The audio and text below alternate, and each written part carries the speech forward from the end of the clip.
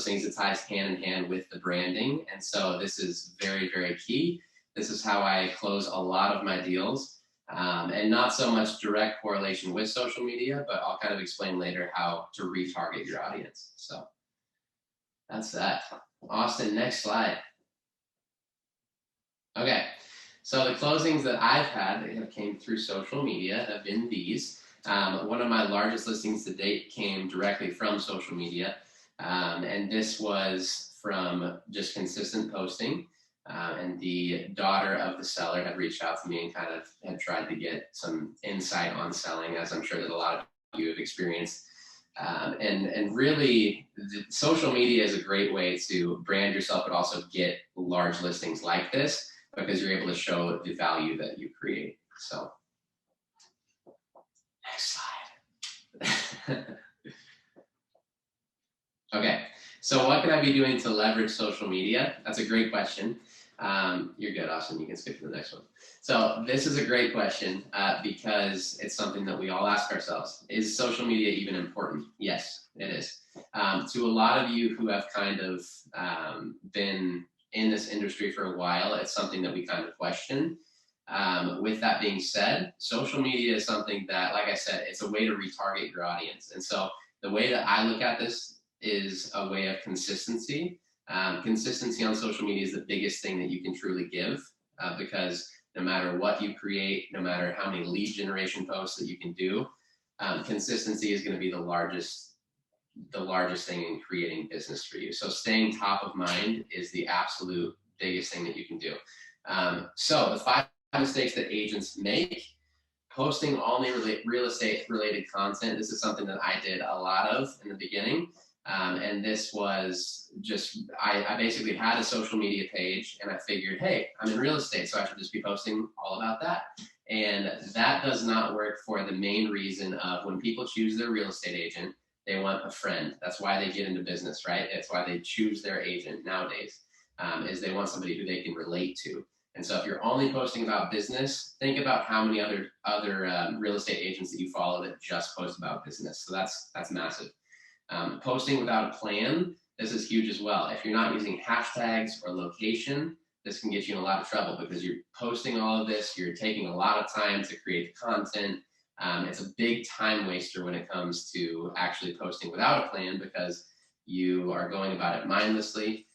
Maybe you haven't looked into it enough, and this is something that is very, very important. So with that being said, we're going to kind of touch on a few topics of how we do post with a plan. But like I said, hashtags are huge and location are massive as well. So not creating content or using using any user-generated content. So what does that mean? If you use the Coffee and Contracts app, which, I mean, it's okay. I'm not trying to, get on your bad side here. But if you do use pre-made posts in this way, that is a very dangerous place to be in because, once again, people want to relate with you. And so if you're creating posts based on what you've seen other agents do, or maybe pre-made posts, this is going to be one of those things that lands you in a bit of trouble because you need to be posting things that are actually intentional to you and your business. Not engaging with others. This is also very big. Obviously, you've kind of been there, done that with, if you've had people that have commented on your posts and followed along with this, this is something that it impacts you, right? So you start to think about it. So say that Casey, one of my agents here in Spokane, he comments on all my posts, right? It makes me think of Casey a lot more, so it keeps him top of mind. Austin and Garth actually comment on pretty much all of my stuff, and they kind of try to keep that engagement. So us as the agent, we need to be doing that with all of our followers as well. Because it's going to reciprocate that action. And so when you engage with people, when you engage with their posts, and when you follow along with their content, they're going to want to reciprocate that. Not posting, this is also a large trap that we get ourselves into. If you have been on social media, you are all excited about it in the beginning, and you start to just post like crazy, and then maybe things get in the way of it, and you start to forget. Consistency with anything in life is the biggest key, especially with social media. So if you aren't posting consistently, you lose a lot of your engagement, you lose a lot of your exposure. So make sure that you are consistent. Followers, if you only have 100 in this case, or even 500, I know that I thought this in the beginning as well, is that, it's only this many people, right? Like, how valuable could that actually be? And the answer is massively. Like, what you do with the small is what you will do with the large. And so treating this as, wow, these are actually 100 faces that are seeing everything that I'm doing, not only in real estate, but in my life. It's a way to reconnect with people. It's a way to network. A great question that I love on this slide is, when was the last time that you spoke in front of 100 people?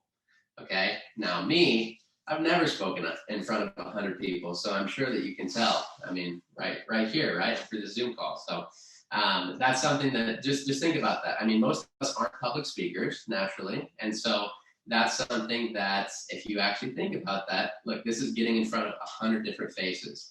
And so sure, it maybe only be 100 followers, but think about that long term. I mean, that is a lot of people that are spreading your name, and if you're creating consistent and intentional content, it's going to make a big difference. Excellent. Okay, I don't know what to post. What makes you you? That's the biggest question. The thing that I was kind of figuring out in the beginning of my social media journey is figuring out that people want to actually learn what makes Nate Nate, right? And so thinking about, stories are huge, but also posts, and kind of explaining about more of what you do and who you are, and just being honest and being real and being down to earth is the most valuable thing that you can do. So pick 5 things that you want to be remembered for, your content pillars, whether it's faith, relationships, adventure, marketing, and health. My top 3 are God, family, and then business. And so most of my posts, if you do follow me, are mainly about family. It's tough when you get a little bit more listings. You want to start posting about more business and things like that. But it's important to remember that people are following you for you, and not only that you are a real estate agent, but who you are.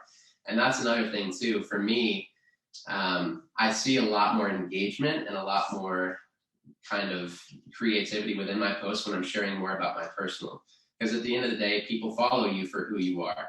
And I think that that's something that we forget sometimes. Like, we're on social media to create a brand, to create a business. But if you're posting and being intentional with who you are and showing your followers your layers and exactly what makes you you, at the end of the day, they remember that you are an agent. And so that's great.